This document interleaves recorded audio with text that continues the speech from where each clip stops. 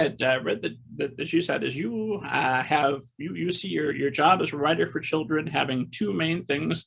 One, to tell readers that you are welcome in the world of humans just as you are, and two, that there's always hope and change. And so I wanted to get a sense, how do you go about that? How do you make a book, make a child reader feel welcome to the world of humans? It's a really good question. It's not something that I'm working on in the first drafts when I'm trying to catch things, I'm trying to get it down. It's more something that I want to be aware of as I'm revising. It's really complicated because we have two other things that we do. And one is that we are supposed to record the world as it is. We're supposed to say, here's how the world works. Right? And then we're also supposed to model how it should be.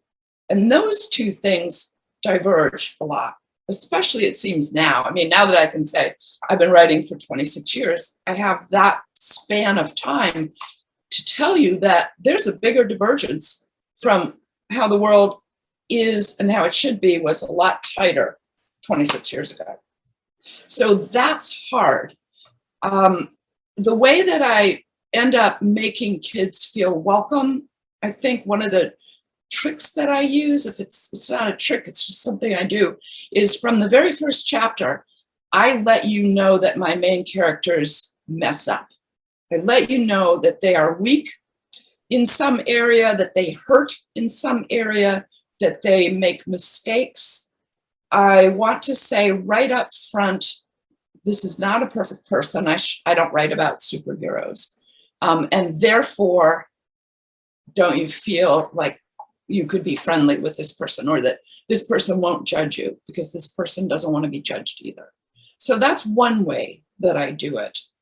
The other part of it is that you want to say to your audience, hey, the world is huge and full of really interesting paths and interesting people and quite a diversity. And you are welcome just as you are, but you are also welcome any way you want to be. You decide to be different, you decide to change your path, you're there too.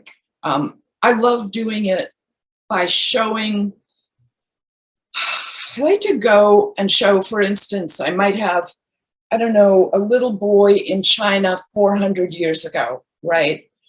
What I mainly, that might be a really interesting story, but the first thing I have to establish is that a little girl reading it today will say, oh, me too, I feel that way.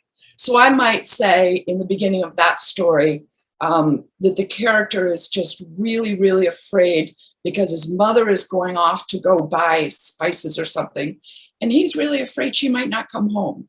Something that my today character can say, I don't care if it's a boy, I don't care if it's in China, I don't care if it's 400 years ago. I worry too, you know? That's something I worry about. So I guess that might be an answer.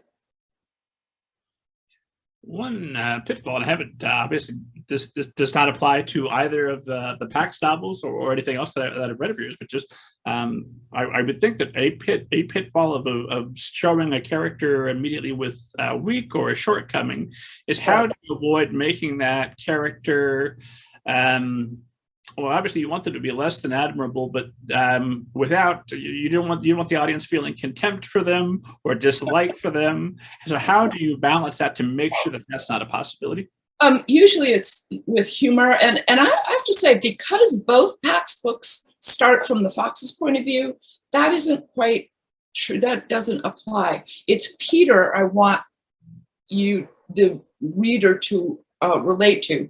So it's actually in chapter 2 where each of the times when we first meet Peter, it's always in chapter 2, and he shows a weakness. Pax does not, because Pax's job in my story is to show up the differences, show up some differences between choices that could be made, and also some differences between animals and people.